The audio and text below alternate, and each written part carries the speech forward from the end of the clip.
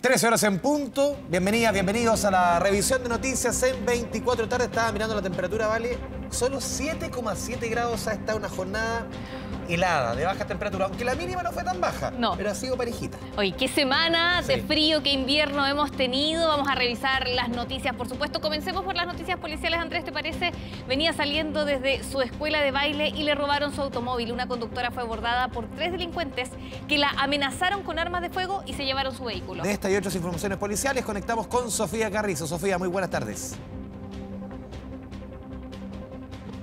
Claro, ¿qué tal? ¿Cómo están? Muy buenas tardes, Andrés y Vale. Quiero que vean principalmente las imágenes de este caso que ocurre en una zona completamente residencial en la comuna de Maipú a horas de la noche del día de ayer.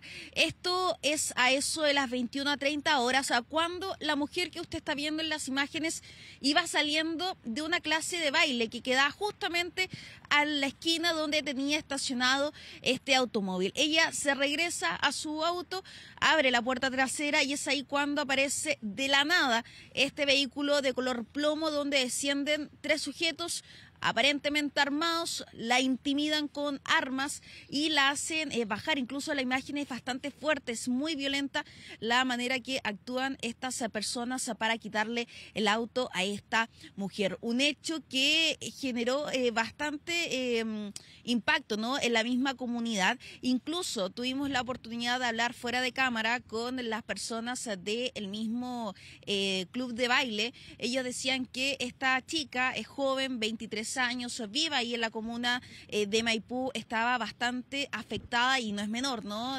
Luego de ser víctima de este caso, estaba muy afectada para entregar algún tipo de declaración. Ella ya habría ingresado la denuncia a horas de la noche tras este asalto, este robo con intimidación, abordazo ahí en la intersección de Presidente Germán Riesco con Rafael Riesco Bernales. Es ahí en esa intersección donde ocurre todo este caso en la comuna de Maipú. Pasemos a revisar declaraciones en torno a este abordazo donde la atacan sola cuando está justamente ingresando a su vehículo después de esta clase. Pasemos a revisarlas. Una mujer de 23 años quien procedía o se dirigía en dirección a su vehículo, el cual se encontraba estacionado en Presidente Germán Riesco. Fue abordada por 3 sujetos, los cuales se movilizaban en un vehículo, quienes intimidan a la víctima y proceden a sustraer el vehículo, huyendo del lugar en dirección desconocida. Estamos trabajando en reforzar la seguridad en el barrio Riesco Central. Es por ello que nosotros hemos aumentado el patrullaje gracias al aumento de nuestra flota vehicular. Nosotros estamos realizando un cambio de luminarias LED para así reforzar el barrio con mejor tecnología.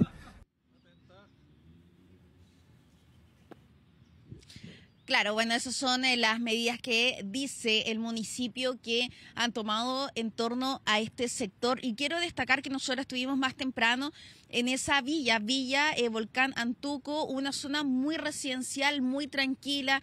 El movimiento de gente es muy bajo, al menos en horas de la mañana. Podría aumentar ya la hora de almuerzo e incluso un poco más en horas de la tarde, pero ya de noche el flujo de personas es bastante bajo en comparación al día. Bueno, lo que hay que sí destacar que de momento no se ha dado cuenta en torno a la detención de estos sujetos, y lo otro que también hay que decir que en el vehículo plomo en el que estaban circulando estos delincuentes estaba clonado.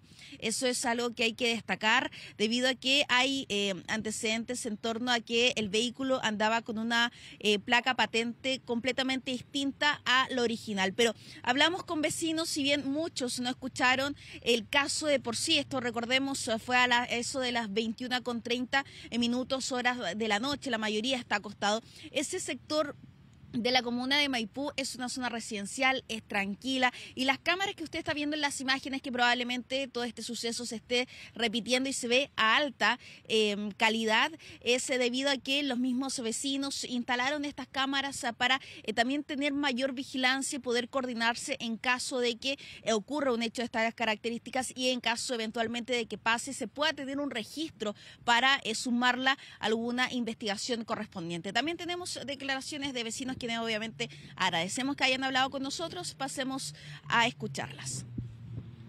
Esta es una villa bien tranquila, por lo general no pasa nada, ¿verdad? Se ha sabido por los alrededores porque tenemos la salida de Vespucio al lado, entonces como que por eso pasan ciertas cosas.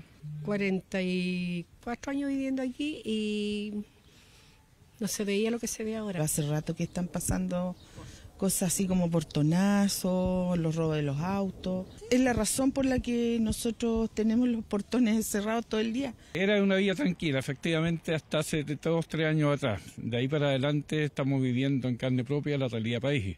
Hay asaltos, portonazos, mal vivir de alguna gente. A través de la Junta de Vecinos intentamos de alguna manera ayudar a la comunidad. Claro, y ahí escuchábamos la situación del barrio tranquilo, que lamentablemente es principalmente tranquilo, pero han ocurrido este tipo de casos que obviamente preocupan a los vecinos del sector, la mayoría adultos mayores que viven en ese sector de Maipú desde siempre, o sea, desde toda su vida, y bueno, han tenido que ir viendo cómo ha ido evolucionando el sector en los últimos años. Caso gravísimo que quedó plasmado en estas imágenes y que son finalmente clave para dar con el paradero de estos sujetos, donde se llevan el vehículo de la víctima, esta mujer joven de 23 años, quien simplemente iba saliendo de su clase de baile a horas de la noche de manera rutinaria como lo hacía antes. Bueno, vamos a pasar y a seguir con la información policial, y desde la comuna de Maipú vamos a seguir a Quinta Normal, y quiero que vean las imágenes también, testigos claves de cada suceso delictual, porque esto muestra el ensañamiento de una persona contra otra. Esto ocurre, y para darles el contexto, en la comuna de Quinta Normal, en específico en calle Emilio Campodónico con Pasaje 3. Se desconoce qué vínculo tenían estas dos personas, si eran conocidos, si habrían estado manteniendo algún tipo de discusión, algún problema, o si es que simplemente fue un asalto. Pero lo que sí da cuenta de la manera violenta, del ensañamiento que tiene un hombre contra el otro. La persona, la víctima, que se ve que es atacado, cae, y sería una persona en situación de calle. Se puede reflejar, afortunadamente, tapado con esta camioneta que queda justo al frente.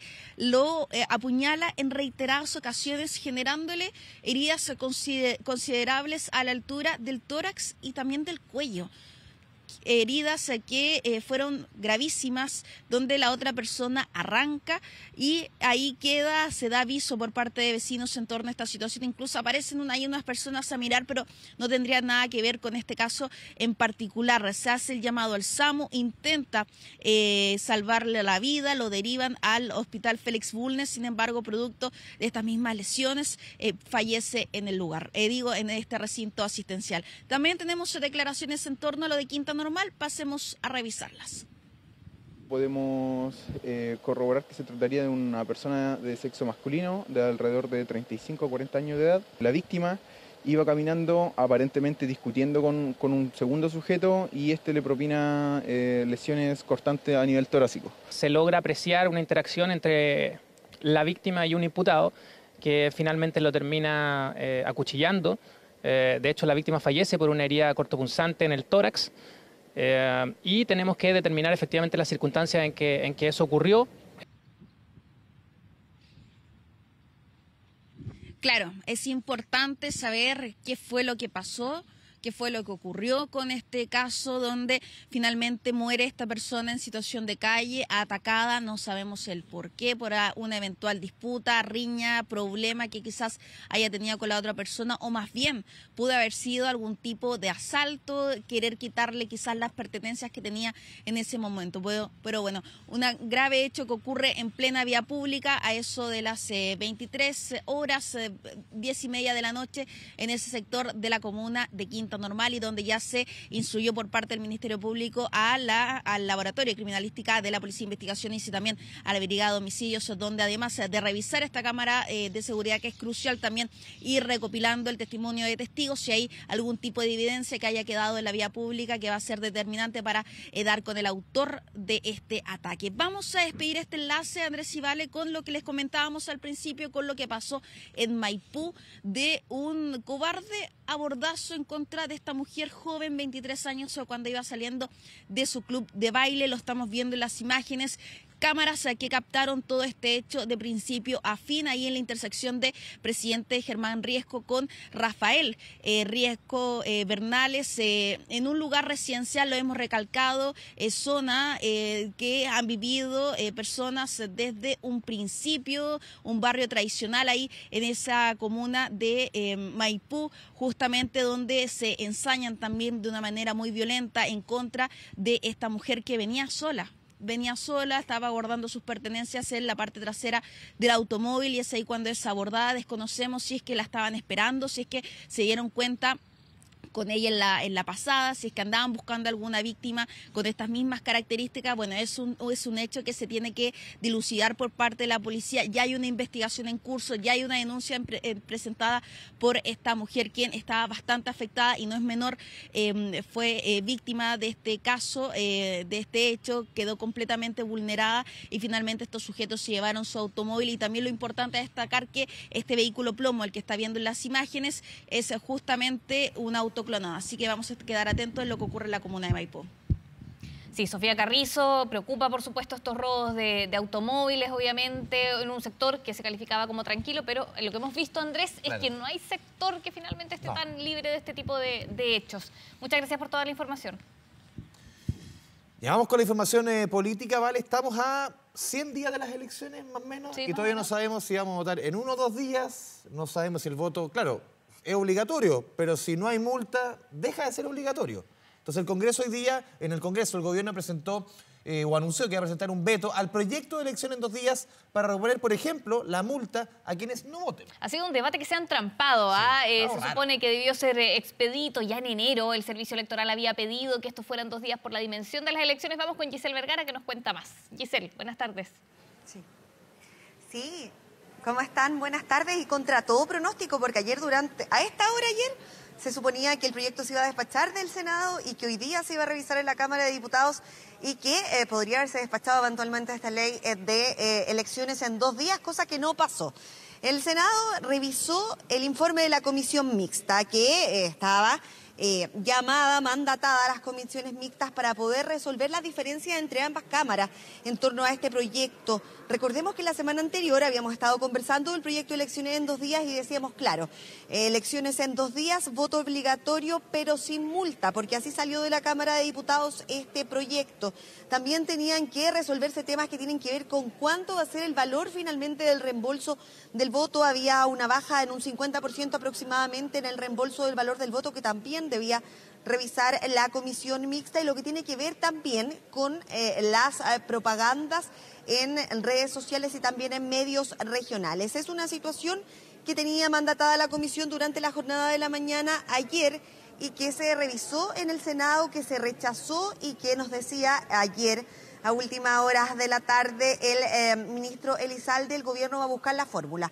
Durante esta mañana anunció que ya encontraron la fórmula, se va a implementar este veto anunciado por el ministro Elizalde. No se sabe qué tipo de veto, hay distintas alternativas, distintas opciones que pueden solucionar esta problemática, pero lo cierto es que tiene que ser un veto que busque reponer la multa en este proyecto, porque sin multa no hay voto obligatorio, sean en 1 día las elecciones o sean en 2 días las elecciones. Lo que está claro es que el proyecto de elecciones en 2 días está aprobado, pero no tiene consistencia, no tiene estos planteamientos, no tiene esta dinámica de cómo va a funcionar para poder desarrollarse con completa certeza el voto obligatorio el próximo 26 y 27 de octubre. Conversamos con el ministro Elizalde durante esta mañana, le explicaba cuál va a ser la dinámica, cuál es el proceso, y también reconocía que están en contra del tiempo con respecto a los trámites de aquí al 26 de julio, fecha en que deben inscribirse las candidaturas de quienes van a participar de las próximas elecciones. Revisemos. El presidente de la República ha decidido que como gobierno vamos a vetar esta iniciativa. El detalle técnico lo vamos a entregar una vez que se haya realizado el estudio correspondiente, pero es básicamente un veto para establecer una sanción a los ciudadanos que no cumplan con la obligación constitucional de participar en las elecciones.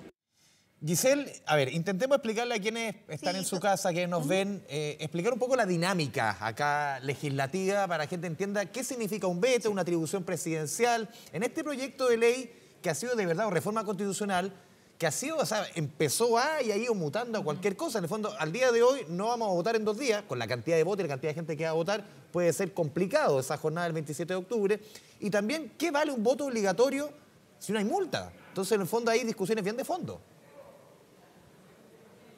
Sí, son varias discusiones. Sí, el veto es una atribución presidencial, como ya lo explicaba el ministro Elizalde en las declaraciones, que se va a implementar en este caso para poder subsanar esta falencia que tiene que ver principalmente con las multas y que nace durante la jornada de ayer en la comisión mixta, cuando se plantea quiénes van a ser los que van a recibir la multa en caso de existir y que no vayan a votar, si van a ser los ciudadanos o van a ser los electores, y ahí comienza una discusión que termina por hacer que se caiga este informe de comisión mixta que habla de si van a ser los ciudadanos que van a recibir esta multa, también los extranjeros con derecho a voto, los que van a ser multados o no. Finalmente esto hace que esta discusión pierda la fuerza, pierda los votos, los apoyos de parlamentarios, por ejemplo, del oficialismo que no dieron los votos para que esto se aprobara durante la jornada de ayer, se abstuvieron muchos de ellos. ¿Cuánto vale el voto? El reembolso del voto siempre ha tenido un valor de aproximadamente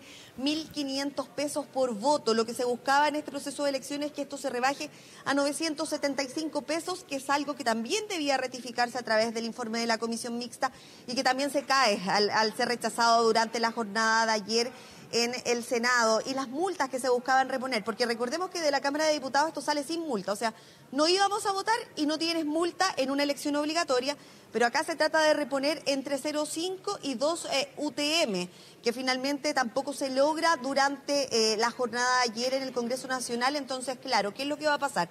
Desde el Ejecutivo van a intentar reponer todos estos temas a través de este veto, que puede ser un veto supresivo que modifique ciertos aspectos del proyecto original, pero también puede ser un veto aditivo que ahí sí podría entrar en lo que tiene que ver con las multas tan importantes para el desarrollo, por supuesto, de las elecciones obligatorias, como plantean desde el Ejecutivo en estos 2 días.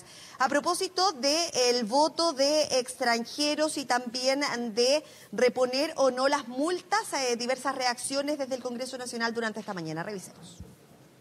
Bueno, lo interpreto como una última oportunidad del gobierno de demostrar que tiene un compromiso democrático. Yo espero que el gobierno controle la agenda en esta materia. Queremos ver cómo lo van a votar, pero para nosotros el que exista un voto obligatorio sin multa, en el fondo lo que pretenden es que no haya voto obligatorio, y eso es extremadamente grave. No podemos nosotros predecir cómo va a votar un ciudadano, reitero, no importando su nacionalidad, y solo él sabe, y es tarea nuestra, por lo tanto, seducir a aquella persona que sea extranjero para que nos apoye. Esa es tarea que hay que llevar a cabo cuando uno está en política y está participando como candidato. Sí, eso es parte de las declaraciones durante esta jornada en el Congreso Nacional. Ya lo decía el ministro Elizalde, tienen que recibir un oficio desde el Congreso para poder comenzar a tramitar este veto en semana distrital. Decía, iba a quedar solo una semana de regreso de la semana distrital y semana regional para poder revisar acá en el Congreso Nacional este veto y esperar, decían, que pueda salir finalmente esta ley de elecciones en 2 días durante la última semana del mes de julio. Pero no es lo único que ha ocurrido durante el Congreso, durante esta jornada. Un día de cuenta pública, donde la Cámara de Diputados y el Senado rinde cuenta al presidente de la República y al Congreso Pleno también con respecto a las labores legislativas del último año, una instancia donde desde la agrupación de periodistas se entrega esta premiación, este premio Fidel Oyarzo, en honor al periodista de nuestro canal, que fue parte del equipo de política y que rinde homenaje a la mejor fotografía de los gráficos y también a una persona que cuente con características, con condiciones propias del buen desempeño periodístico y de la calidad. También es parte de lo que ocurrió durante esta jornada en el Congreso Nacional con la presencia del presidente de la República, Gabriel Boric. Sí, me permito aquí, cuesta hablar de un amigo, como Fidel. En 11 días más se cumplen 5 años de la partida del gran Fidel Ernesto Oyarzo Salgado, un maestro para muchos de nosotros que llegó a este departamento de prensa en la verdadera refundación de este canal, refundación de este departamento de prensa. Él y un grupo de periodistas que hasta el día de hoy uno tiene diferentes conexiones. Fidel fue de esos líderes que con su carácter, con su sonrisa, con su gusto musical, lo conocimos tanto. Descansa en Osorno hace ya 5 años. Todos los días lo echamos de menos a Fidel. Cuando entramos al departamento de prensa, ahí en el -1, el primero que nos recibe es la fotografía de Fidel Ernesto. Te echamos de menos todos los días y este premio más que merecido. Y la sala de prensa del Congreso que lleva su nombre, vale. Un abrazo al cielo, a Fidel, a su familia y por supuesto un recuerdo de este periodista que estuvo ahí en el retorno de la democracia, claro, ¿no? Haciendo historia y que nos traspasaba eso a todos acá en el departamento de prensa. Por el periodismo y el periodismo bien hecho. De todas maneras. Nos dio tanto. Sí, Fidel Oyarzo, que claro, tú lo decías, Andrés, hace 5 años falleció, ahí está la imagen el oso. Incansable periodista del ámbito político en el Congreso, en La Moneda, en los comentarios, como lo vemos ahí en el serio, pero él simpático, bonachón, buen maestro, siempre estaba dispuesto a ayudarte, dispuesto a enseñarte, siempre con las mejores ganas, con el mejor carácter. Bueno para vivir la vida. Ese es el ánimo, ese es el Fidel que echamos de menos todos los días. Se te extraña este 21 de julio, insisto, y a muchos están preparando incluso un recuerdo. Ahí está Fidel bailando eso, Fidel. Un recuerdo a este maestro que nos dejó hace ya 5 años e insisto, lo extrañamos todos los días. Sí, un homenaje a Fidel Oyarzo cada año, en cada momento, se lo merece, nos enseñó tanto. Vamos a una pausa. Sí, vamos a una pausa con la imagen del oso, Oyarzo, de Fidel. Un abrazo al cielo y nos vamos a la pausa.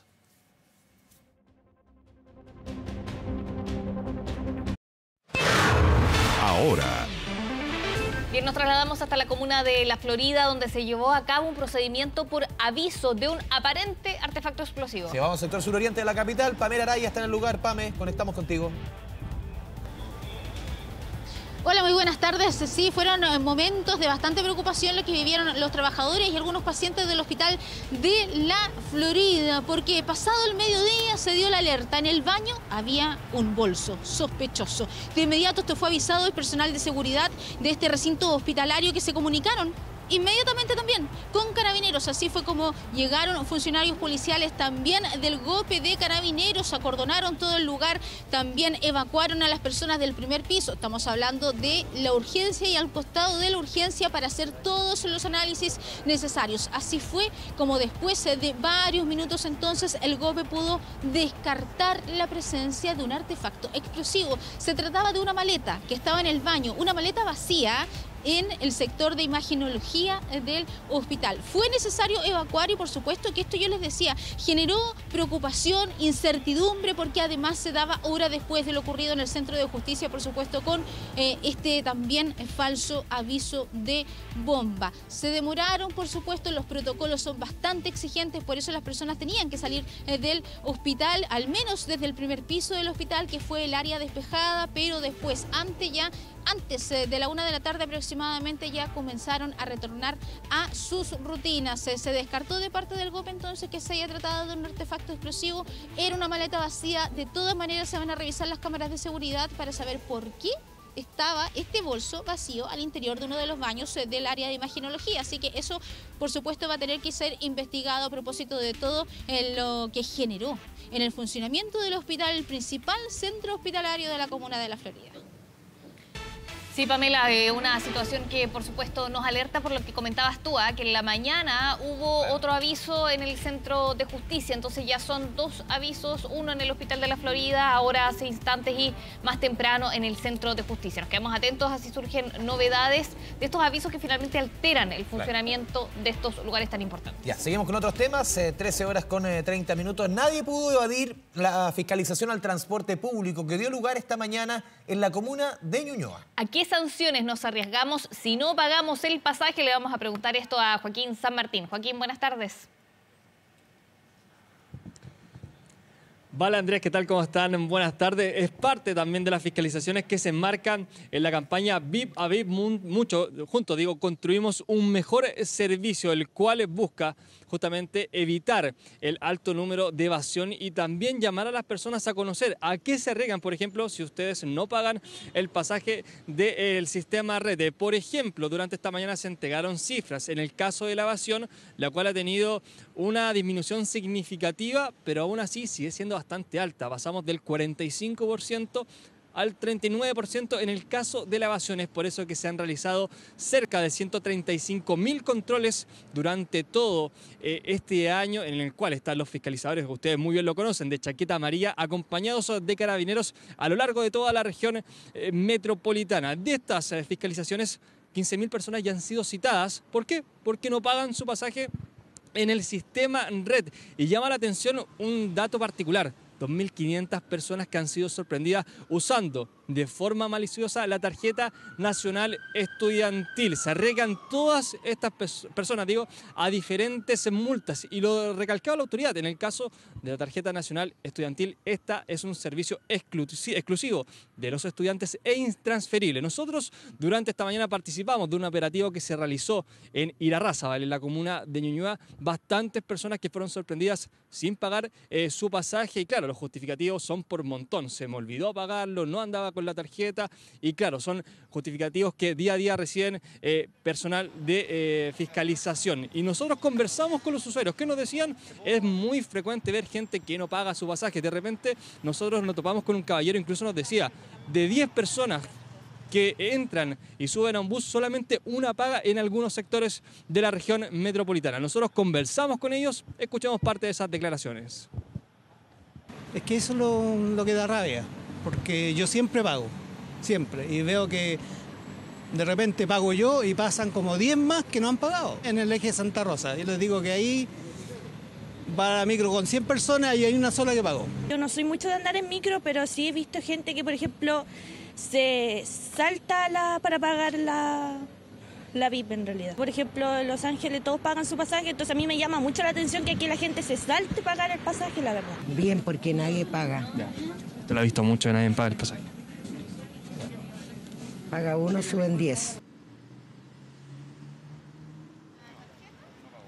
Así es, son varios los justificativos que entregan las personas que no pagan su pasaje, y también lo decía la autoridad, son muchos los incentivos que se han realizado para poder promover esto. Por ejemplo, el código QR, que comenzó a operar hace algún tiempo y, por ejemplo, ya registra cerca de 3 millones de usuarios, una cifra bastante positiva. Y también el monto máximo mensual. ¿Qué quiere decir esto? Si usted, por ejemplo, supera pagando su pasaje los 38.000 pesos, accede a los trayectos que sean gratis e ilimitados. Y también lo veíamos el otro día, micros, por ejemplo, que ahora tienen validadores en las puertas traseras para así ayudar a las personas con movilidad reducida. Son parte de los incentivos que se siguen realizando, y es importante porque recalcaron parte de las multas a quienes se arriesgan, las personas que no pagan su pasaje, que van cercanas entre una a una UTM y media, algo cercano a los 95.000 pesos. Hablaron las autoridades, escuchemos parte de esas declaraciones.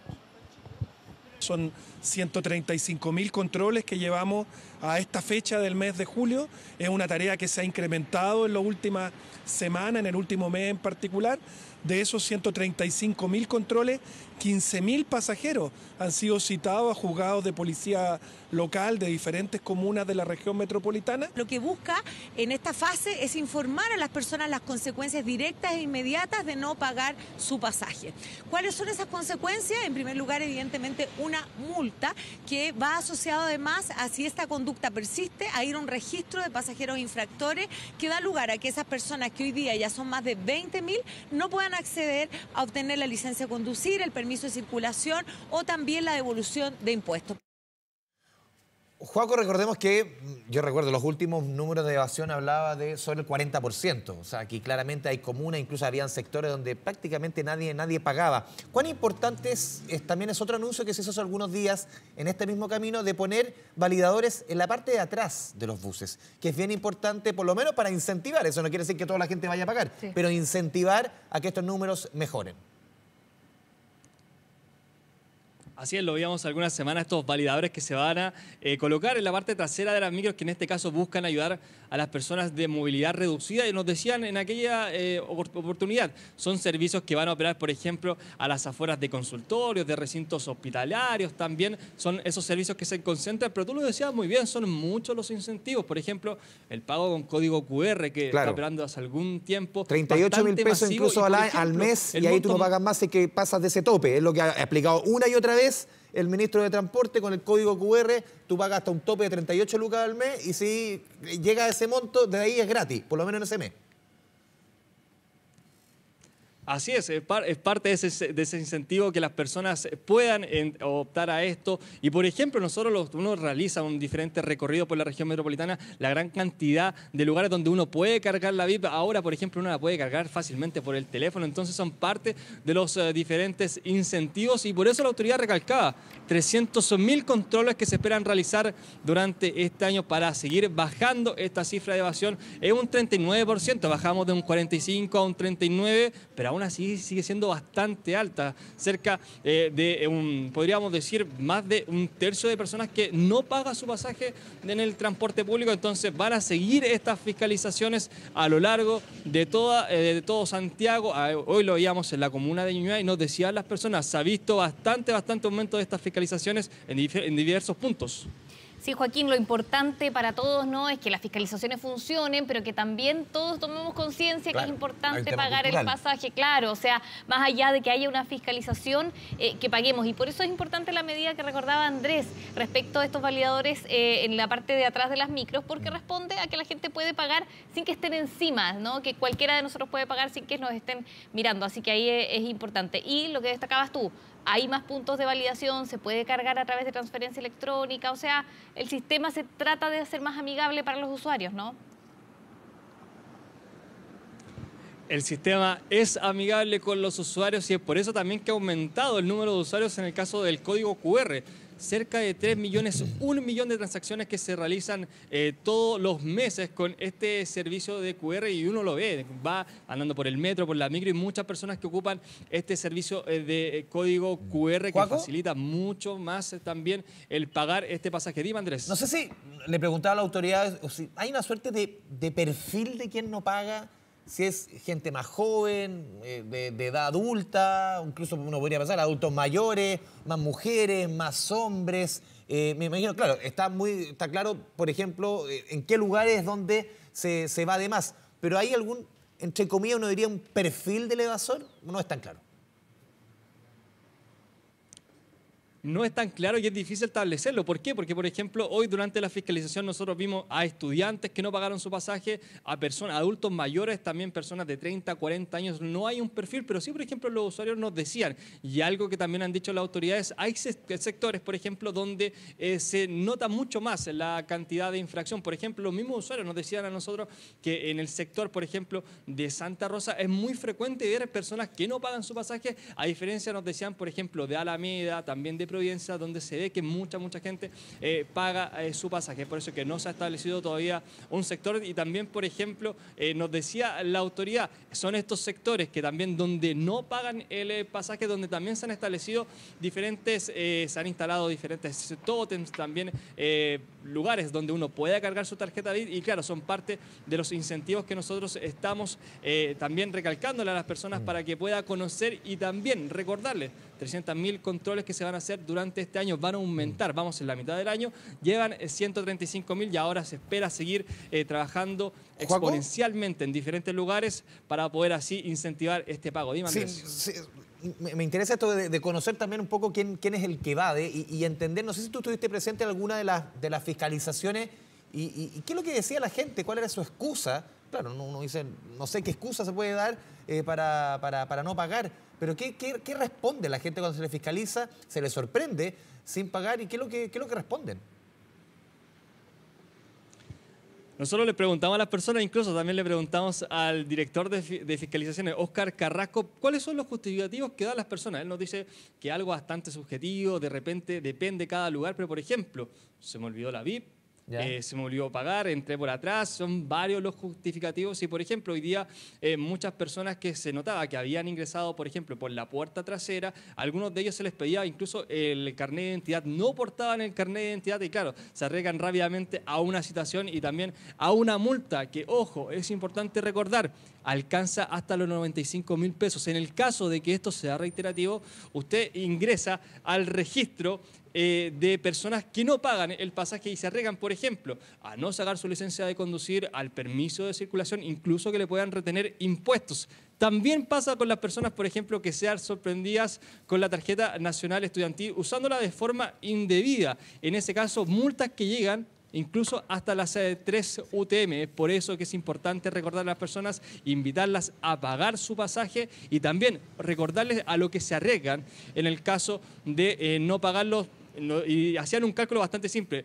Una multa por no pagar el pasaje de la VIP, no pagar el pasaje en el sistema red, son cercanos a 250 pasajes. Por eso que la invitación es a pagar el servicio y claro, que van a aumentar estas fiscalizaciones durante todo este año.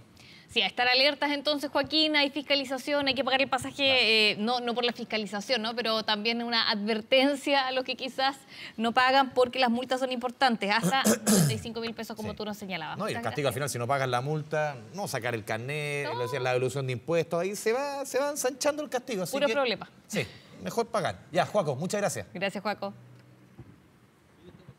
Bien, le preguntamos lo siguiente. ¿Sabía que alrededor del 20% de los delitos en la comuna de Providencia ocurren cerca de Cenco Costanera o también conocido como el Costanera Center? Sí, es por ello que la municipalidad implementó un plan de seguridad. ¿De qué se trata? Se lo preguntamos a esta hora a don Dani Linares. Esa zona que se ha transformado prácticamente casi con un segundo centro de Santiago en la cantidad de transporte público que llega, la cantidad de personas que se mueven por ahí, Dani. Absolutamente, es un centro neurálgico de la ciudad, no solamente congrega a los habitantes de la región metropolitana, sino que también es un atractivo turístico y así uno lo puede apreciar caminando por las calles aledañas a Cenco Costanera. Es un lugar icónico de la región metropolitana y que finalmente hace también la oportunidad a través de las aglomeraciones la ocurrencia de diversos delitos. Eso ha hecho que el municipio de Providencia a finales del mes de abril haya implementado un plan integral en las calles aledañas que busca erradicar las situaciones que son peligrosas para las personas que transitan por esta zona, partiendo por la erradicación del transporte ilegal, una batalla frontal contra los taxis ilegales que se posicionaban en las calles aledañas a este centro comercial buscando turistas, buscando personas que eventualmente podrían caer en un engaño, en una tarifa fraudulenta y ser trasladados por la ciudad a un alto precio. Para eso se establecieron ya pistas de solo buses, esto en coordinación con el Ministerio de Transportes, en las calles aledañas a este centro comercial, por lo cual invadirlas para otro transporte generan inmediatamente una multa. Ya se han cursado más de 4.400 multas en lo que va de este proceso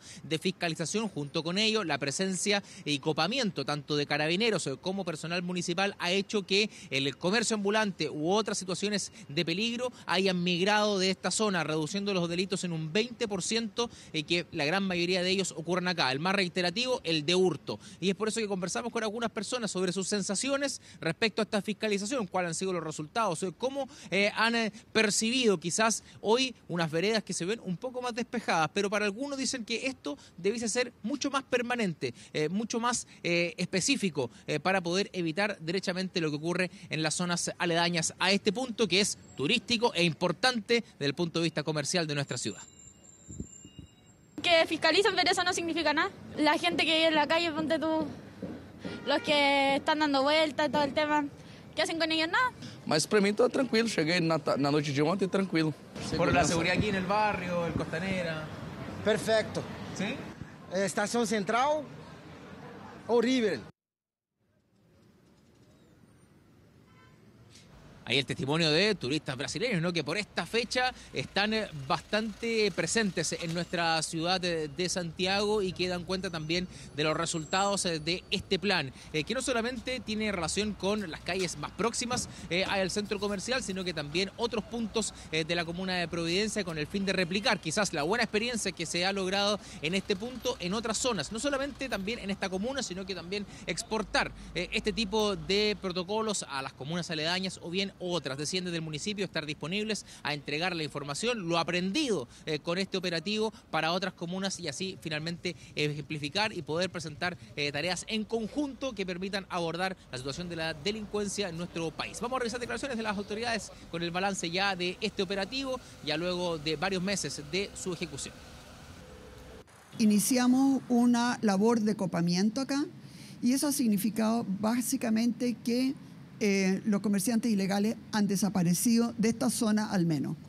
En 2 meses han caído en un 20% los delitos de mayor connotación social, que los robos violentos han caído también en un 21%. Este plan nació a raíz de que teníamos previamente un análisis criminal donde estábamos teniendo bastantes delitos y se realiza este plan de trabajo que todavía está en desarrollo, o sea, vienen más cosas, vienen más fiscalizaciones, viene la implementación de cámaras y todo esto va en directa relación en el trabajo colaborativo. La Municipalidad de Providencia contactó al Ministerio de Energía para que este último nos facilitara un listado importante de taxis eléctricos. Logramos contactarlos con un trabajo colaborativo con la municipalidad, a cada uno de ellos para poder concretar un servicio que actualmente está en Costanera Center, donde este servicio sirve para todas las personas que nos visitan para que puedan salir de manera segura. Dani, me quedo con lo que decía Carabineros y pensando más en el largo plazo, porque claro, se toma como referencia el copamiento que se hizo en la Estación Central, en el barrio Meix, lo que se hizo en estaciones de metro como en La Reja, tú has estado reporteando muchos de esos puntos, pero pensando en el largo plazo, ¿cómo esto se mantiene? Si al final nos saca con sacarlos ahora, si vamos a volver en una semana más, a pasar en otras partes, sacamos los toldos azules y vuelven en pocos días más y volvemos a lo mismo. ¿Cómo se va a trabajar a largo plazo? Porque esa es la gracia, porque ahí no solamente el comercio ambulante, hemos visto ahí los taxistas cobran lo que quieren, se ha transformado en un lugar de ilegalidades de todo tipo. Sí, de todo tipo, y por ahora la respuesta ha sido utilizar el espacio público. Aquí se han instalado grúas, por ejemplo, permanentes, todo el día, para poder retirar vehículos de circulación. En este plan operativo se han retirado más de 30 vehículos operando de forma fraudulenta, junto con cursar más de 200 infracciones a quienes están realizando este tipo de comercio en la vía pública, el comercio ilegal. Por cierto, el retiro también de los equipos que se utilizan para aquello. Hoy día el comercio ilegal instala incluso situaciones como cocinas derechamente en la vía pública y eso está siendo retirado. La respuesta hoy para esa situación a largo plazo es derechamente ocupar este espacio 24/7 de forma integral, porque aquí opera el Ministerio de Transporte en el caso de las pistas solo buses, Carabineros en el caso de lo que ocurre con el comercio ambulante y también el municipio para poder colaborar con la coordinación y el llamado a las autoridades cuando corresponda para que acudan de forma rápida. Eso ha sido la respuesta ya para mantenerlo. Ahora, si esto es duradero en el tiempo, lo tendremos que ver ya con el correr de los meses de este plan que comenzó a finales de abril, pero que ya presenta ciertos resultados y veremos qué ocurre de aquí en adelante. Si va a ser esta la única estrategia o bien esto se va a extrapolar a otro tipo de iniciativas, porque sabemos que cuando se aprieta en un sector, bueno, claro, esto crece, estas sensibilidades en otro punto, ya sea en la comuna de Providencia o en las comunas aledañas. Dani, sí, ese último punto te iba a preguntar, si es que justamente acá en este punto de prensa se abordó qué ha pasado con este comercio ilegal, si lo han detectado en otros lugares de la comuna de Providencia. Y ahí también converge prácticamente con otras comunas, está muy cerca de Las Condes, muy cerca de Vitacura, o sea, es casi una frontera. Claro, y efectivamente cuando los sacas de un lugar igualmente van a otro. Se descifra el globo y se infla por otro lado. Exacto. ¿Se abordó ese punto, por ejemplo, ahí con las autoridades? Sí, claro, al menos desde el municipio, su alcaldesa ha señalado que el comercio ambulante ha migrado de la comuna. Derechamente se ha trasladado a otros puntos, por lo que finalmente entregaba esta información desde el punto de vista de colaboración con municipios aledaños u otros municipios de la región que quisieran replicar este tipo de iniciativa para poder ya trabajar más en conjunto. Derechamente aquí estamos donde convergen las comunas, en la esquina de ahí está el límite de Providencia, comienza Vitacura, comienza Las Condes y para el otro lado, qué decir, con lo que ocurre ocurre con la comuna de Santiago. Entonces hay que trabajar en conjunto para que esto finalmente resulte de buena manera, más que se vaya trasladando de comuna en comuna. Sí, Dani, de hecho tú estás justamente en el lugar donde están los taxis, ¿no? Sí. Hay una esquina de bicicletas, además, o sea, es un punto donde se ve mucho movimiento. Mira, ahí están las bicicletas que uno puede ocupar, arrendar. Por lo menos ya se nota que la situación es distinta respecto a la habitualidad que estamos acostumbrados, ¿no? Luchito, mira, vente. De Sancle. Sí, derechamente, mira, aquí lo pueden apreciar. Esta pista se bloqueó para el tránsito de vehículos, se instalaron ahí una demarcación clara, ¿no? Con vallas plásticas que hacen imposible el ingreso de vehículos particulares a este punto. Era en esta vía donde muchas veces vehículos estacionados esperaban a los turistas, esperaban a quienes transitan por esta zona y que no contaban con los permisos, las facultades para poder trasladar pasajeros y finalmente engañaban muchos de ellos a las personas que trasladaban. Eso ha cambiado con esta pista, ahora solo buses, que se fiscaliza a la vuelta. Está el puesto de carabineros, entonces finalmente si una persona dobla de esta punta, inmediatamente es detenida por carabineros y se le cursa la infracción correspondiente por la mala utilización de la vía y el no respeto a esta, que es parte de la ley de tránsito, no respetar las pistas exclusivas para los buses del transporte público. Perfecto, Dani Linares con la información ahí desde ese punto neurálgico de la comuna de Providencia en el entorno del Costanera Center. Muchas gracias, buen día. Gracias, Dani. Nos vemos. Buenas tardes. Nos vamos al norte chico, esta situación que contábamos ayer, bien insólita. La Fiscalía de La Serena ordenó diligencias a carabineros para dar con el paradero del médico desvinculado que ayer, escuche bien, intentó quemar el CESFAM de esa comuna. Vamos con Darwin Cortés, que nos cuenta más de esta noticia. Darwin, ¿cómo estás? Hola, Darwin, buenas tardes. ¿Qué tal, Valentina? Andrea, un gusto poder saludarlo. Efectivamente, como ustedes señalan, insólito lo que ocurrió acá en la segunda ciudad más antigua de nuestro país, donde este médico cirujano con 7 años de experiencia salió de la Universidad de Chile, estuvo trabajando en el norte de nuestro país y también acá en la ciudad de La Serena, donde había sido desvinculado hace un mes atrás y donde iba a cobrar su boleta. Ofuscado, con mucha rabia, increpó a la directora e ingresó al Centro de Salud Familiar Emilio Schaffhauser con 2 bidones de benzina, donde incluso ustedes lo señalaban, intentó quemar este centro de salud durante la tarde del día lunes. Nosotros hemos estado recabando antecedentes para conocer el perfil de este médico, de Nicolás Pinochet García, de 36 años, quien ya venía trabajando en distintos lugares, servicios de salud público y también en clínicas privadas. Algunos antecedentes, duraban muy poco en los trabajos. En los 12 FAN que trabajó acá en la región de Coquimbo ya presentaba denuncias por maltrato contra los propios pacientes y también maltrato contra los funcionarios, compañeros de trabajo. Tenemos algunos videos que los vamos a mostrar en la nota que estamos preparando junto a Daniela Pizarro en el Central para esta noche, donde aparece el perfil de este médico acusado también por maltrato. Incluso antecedentes nos indican que se dejaba esperando a los pacientes 2 horas en los box, se iba a tomar café, fumaba algún cigarrillo, parte del perfil de este médico. Tenemos antecedentes y cuñas, los pasamos a revisar de inmediato. Todo el mundo estaba corriendo adentro, estaban todos súper asustados porque igual fue peligroso todo lo que pasó. De hecho, yo salí en un momento para poder tomar señal y acá estaba hirviendo benzina todo, muy fuerte, horrible. Y el estrés que se vivió adentro fue horrible. Tuvo algunos incidentes de haber tenido algunos tratos que no eran establecidos, no eran de lo que nosotros estamos acostumbrados a nuestros establecimientos y las políticas y valores de nuestras instituciones, tanto como usuarios como funcionarios. Por esa razón se tomó la determinación de el cese de prestaciones de servicio. Nosotros hacemos, como todo reclutamiento, se solicitan los antecedentes de los prestadores y lo que se entregó en su momento era que no habían antecedentes de parte del prestador.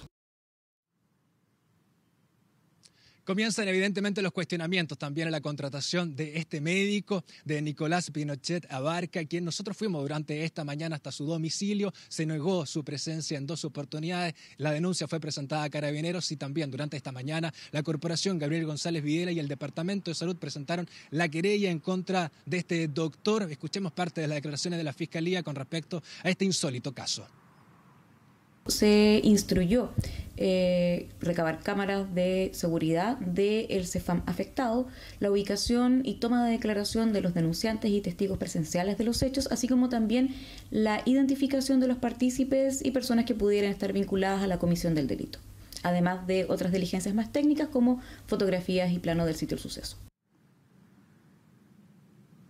Comienzan entonces las diligencias para poder llegar con el paradero de este doctor, de Nicolás Pinochet. Abarca todo el perfil de este médico. Lo vamos a conocer hoy en nuestra edición central de 24 horas. Valentina, Andrés. Darwin, muchas gracias por la información desde la región de Coquimbo. Un abrazo a la distancia. Gracias, Darwin.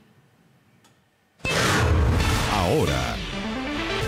Bien, y atención con lo siguiente. El Tribunal Oral en lo Penal de San Fernando declaró culpable de 2 acusaciones de abuso sexual a menores y absolvió de otras 2 acusaciones a Eduardo Macaya. Estamos hablando del padre del senador y presidente de la UDI. Sí, el senador Javier Macaya. La Fiscalía pide 12 años de cárcel para este sujeto, Rodrigo Siderakis. Con los detalles, Rodrigo, vamos contigo.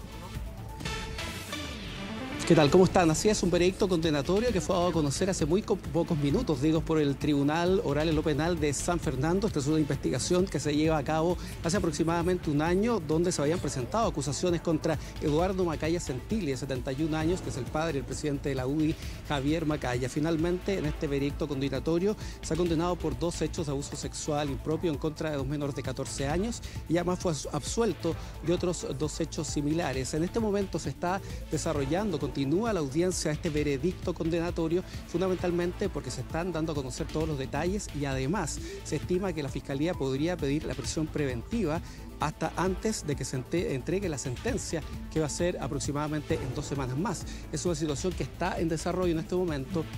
Macaya Centili ingresó precisamente a este tribunal, no quiso emitir declaraciones. Él ha señalado, al igual que su defensa, que iban a emitir declaraciones terminada esta audiencia porque estaba muy confiado. Sin embargo, el veredicto es absolutamente perjudicial para ellos, digamos, para la familia Macaya, efectivamente para Eduardo Macaya Centili, de 71 años. Bueno, vamos a escuchar declaraciones precisamente de la jueza al momento de entregar este veredicto condenatorio. En 2 hechos y otros 2 fue absuelto. Escuchemos sus declaraciones. Primero, absolver a Eduardo Juan Macaya Centili del cargo de ser autor de un delito consumado de abuso sexual de una persona menor de 14 años del artículo 366 bis del Código Penal. Segundo, absolver a Eduardo Juan Macaya Centili del cargo de ser autor de 2 delitos consumados de abuso sexual de una persona menor de 14 años del artículo 366 bis del Código Penal, supuestamente cometido en contra de una de las víctimas en fecha indeterminada entre los meses de junio y julio de 2022, cuando tenía 7 u 8 años. Tercero, condenar a Eduardo Juan Macaya Centili del cargo de ser autor de 2 delitos consumados de abuso sexual de una persona menor de 14 años del artículo 366 bis del Código Penal, cometidos en contra de una de las víctimas en fecha indeterminada, pero en un mismo día, cuando tenía 8 o 9 años. Cuarto, condenar al acusado Eduardo Juan Macaya Centili por su responsabilidad en calidad de autor ejecutor de 2 delitos consumados de abuso sexual de una persona menor de 14 años del artículo 366 bis del Código Penal en contra de una de las víctimas, cometido el primero de ellos entre los meses de abril y mayo del año 2022.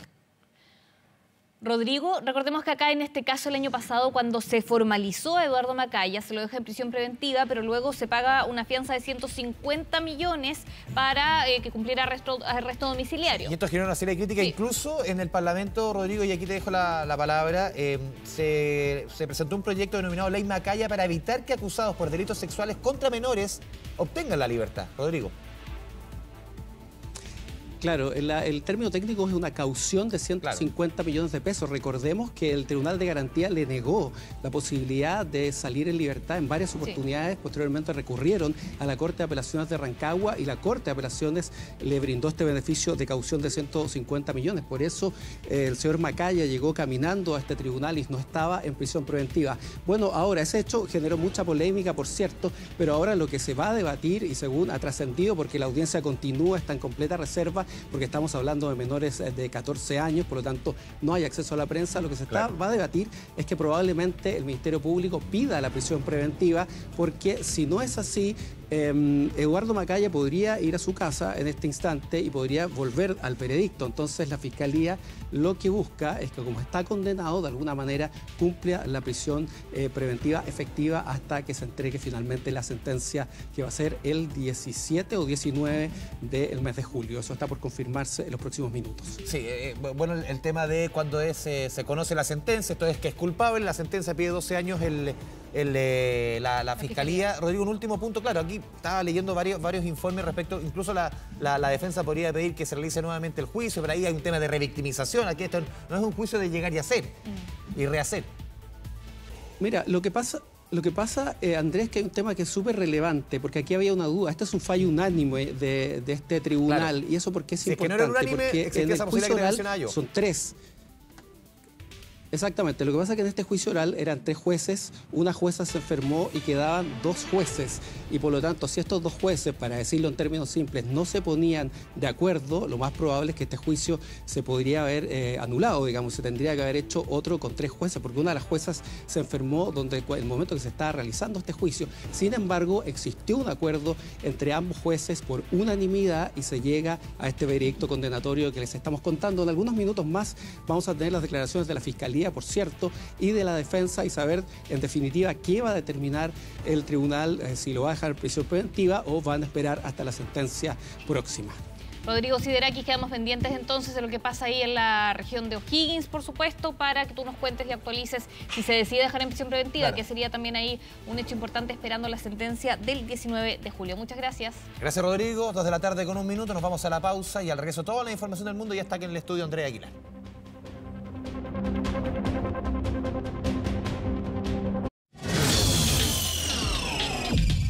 Tu bolsillo. 2 de la tarde con 29 minutos. Hablamos de economía aquí en 24 tarde, ¿vale? Y vamos a volver a concentrar la mirada y la temática en las cuentas de la luz. Me parece bien. Académicos de la Universidad de Santiago, entre ellos un recurrente entrevistado de este canal, Humberto Verdejo, hicieron un estudio respecto a cuán cara es la electricidad en nuestro país respecto a otros países de América Latina. Y ¿sabes qué? No salimos tan mal. No es tan cara. No somos los más caros ni los más baratos. Estamos en la medianina tabla, pero hay que considerar que nuestro país no es un país productor de combustible. Usted mira, ¿qué tienen los combustibles que ver con la luz? Claro, buena parte de la electricidad en muchas partes de América Latina y del mundo se produce en base a gas y se produce en base también a diésel. Entonces, al no ser un productor, nosotros importamos, compramos más caro, que tengamos la electricidad no más cara, es un elemento que uno dice ya, no estamos tan mal, por lo menos en medio de tanta alza. Vamos a revisar la gráfica que hemos preparado. La pregunta es clara. ¿Es más cara la electricidad en Chile que en América Latina? ¿Qué se tomó de referencia acá? Una cuenta mensual de 250 kilovatios. Entonces, ¿qué son kilovatios? 45 luquitas. Ya. Que esto representa, y aquí tenemos, es bien importante, esto concentra más o menos el 85% del consumo de los hogares. Esto es lo que paga la mayoría de los hogares chilenos. De 250 para abajo, el promedio son más o menos 30.000 pesos, pero este rango concentra el 85% del consumo de los hogares chilenos para tomar la referencia. Y vamos con el corazón del estudio. Vamos con la siguiente estación. Y aquí tenemos el gráfico. A ver, Chile está en 39.000, está en el corazón de alguna manera, en la mitad. Esto es un consumo de la región metropolitana. ¿Por qué es importante esto? Después se los voy a contar porque en la siguiente gráfica les voy a mostrar en regiones que es más caro. Pero Colombia, ese mismo consumo, 61.000 pesos. En el Perú, 48.000 pesos. Chile está en el tercer lugar de estos 6 que tomó este estudio de los analistas, de los académicos de la USACH. Chile está en el tercer lugar, 39.000. Y de ahí viene Brasil con 31.000, México con 29.000 y Argentina, que todavía está en medio... Hay subsidio, ¿no? Y sí, que eso se está normalizando, entre comillas, allá en Argentina, 15.000 pesos. Esto, insisto en el punto, se calcula con el consumo de la región metropolitana. Es decir, de estos 6 países que se midieron, estamos en la medianía de la tabla. Pero Andrés, esto es sin el alza que viene ahora. Con el alza, con la primera alza. Es con la que incluida la primera alza, que en el caso de la región metropolitana, en este guarismo que se tomó, 20% de alza. Estaba más o menos en 31, 32.000 pesos, sube los 39.000, o sea, se considera el alza. Si hubiéramos sacado el alza, hubiéramos estado igualito que Brasil. Perfecto. Entonces, claro, prácticamente mantuvimos el lugar. Considerando nuestra realidad. Sí, vamos con la siguiente estación para ver también, esto es la región metropolitana, si nos comparamos con regiones, ese mismo consumo es más caro, incluso en algunas regiones el alza ha sido mayor. Recordemos que la cuenta de la luz, usted me dice, ¿por qué en Santiago pagan menos que en otros lugares? La cuenta de la luz tiene que ver con generación, que es donde se genera la energía, sea de carbón, sea diésel, sea hidroelectricidad, sea del método que sea. Eso es más o menos el 70%. Un 10% es transmisión, llevar esa energía al punto de consumo, y ahí es la distribución el resto. Por eso que en diferentes regiones es distinto. En Arica, 47.000 pesos, la misma que en Santiago era 39.000. En Talca, 49.000. En Temuco, 53.000. En Puerto Montt, 53.000. O sea, si tomáramos como referencia regiones, estaríamos en el segundo lugar, no en el tercero. Cambia un poco la situación. Y la última estación que hemos preparado, recién en 2026, se podrían ver pequeñas salsas acotadas en la cuenta de la luz. ¿Por qué? Porque hay que devolver todo este monto, ¿vale? Y esto se va a demorar una buena cantidad de años, y el tema es que más reajustes de IPC y otros, lamentablemente, por lo menos de aquí al 2030, no vamos a ver cambios en la cuenta de luz. Pequeñas salsas que se podrían ver, sobre todo más relacionado con IPC y otras cuestiones, pero no vamos a ver caídas, salvo pequeñas en el 2026, caídas en la cuenta de la luz. O sea, solo a prepararse, a ahorrar dentro de lo que se pueda, ¿cierto? Y a ponerse al día con las cuentas de la luz. ¿Te acuerdas que para poder postular al subsidio eléctrico, ya han sido más de 1 millón de familias, hay que tener las cuentas al día? Eso es un requisito importante, y más de 544.000 clientes morosos justamente por las cuentas de la luz en el país, cifra que preocupa debido al aumento de las tarifas y a lo que decimos nosotros, Andrés, que es un requisito para postular al subsidio. Y lamentablemente poca gente se ha puesto al día para poder postular. Felipe Gallegos, con la información. Don Felipe, ¿cómo le va? Buenas tardes. ¿Cómo están? Muy buenas tardes. Claro, es una preocupación que se ha instalado a propósito del debate por la subida en las cuentas de la luz y la postulación al subsidio eléctrico. El número de personas que se encuentran morosas en las cuentas de la luz, en sus boletas eléctricas. Esta cifra llegó a los 544.000 personas al mes de junio, según cifras de las empresas eléctricas. Es un número que se ubica por debajo de lo que teníamos en los momentos más álgidos de la pandemia, pero aún por sobre los niveles que teníamos justamente antes de la llegada de la pandemia. Es un número que ha vuelto a la palestra porque, claro, son personas que no pueden postular al subsidio eléctrico.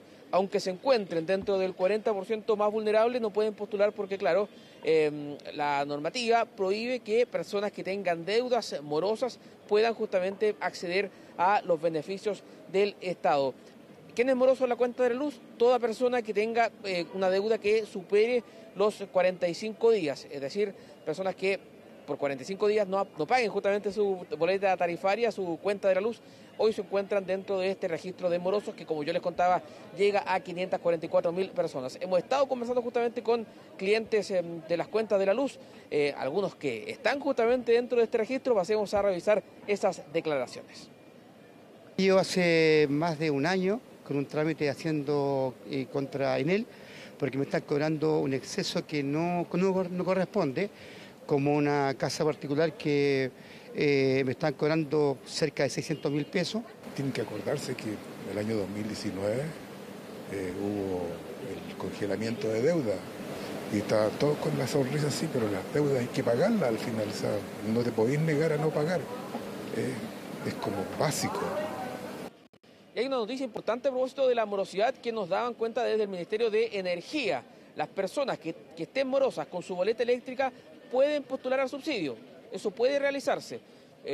Por eso es que lo que nos decían es que han instruido a las empresas eléctricas a que suscriban convenios de pago con los clientes, convenios que pueden llegar hasta a 12 cuotas sin interés. Las personas que incluso estén morosas y suscriban un convenio puedan acceder a este beneficio. Claro, eso es importante.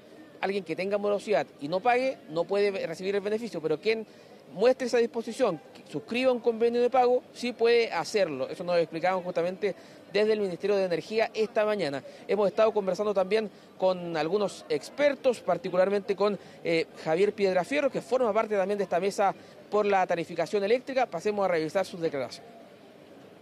El procedimiento es el siguiente: las personas, todo el mundo puede postular. Y el llamado es a postular porque las postulaciones están muy bajas. Estábamos recién en 1.100.000 hace 2 días y quedan solo 4 días. Entonces el llamado es que todo el mundo postule. Una vez que todo el mundo postula, el Ministerio de Energía va a enviar el listado de quienes postularon a las distribuidoras para que ellas puedan reconocer quiénes están o no con mora.